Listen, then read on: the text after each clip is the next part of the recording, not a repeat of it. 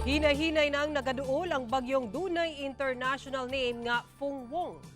Ulahing nasiplatan ang sentro sa bagyo sa gilayong 1,315 kilometers sidlakan sa Eastern Visayas. Mas mikusog pa kini nga dunay hangin nga moabot sa 100 kilometers per hour ug unos nga moabot sa 125 kilometers per hour. Naglihok kini pa west-northwest sa gipaspason nga 20 kilometers per hour. Sa latest track sa Pag-asa, posible kining mosulod sa par unyang gabii o ugma sa kadlawon ug tawagong bagyong Uwan.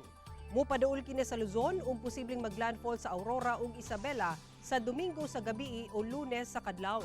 Sa karon wala pa epekto ang maong bagyo sa nasod apan magpadayon ang epekto sa amihan ug localized thunderstorms. Base sa datos sa Metro Weather, dunay tsansa sa ulan sa pipila ka bahin sa Mindanao, sama sa Zamboanga Peninsula, Northern Mindanao, Sorsogon ug Davao Region tungod sa localized thunderstorms. Posible ang pagbaha busa mag-igmat kanunay.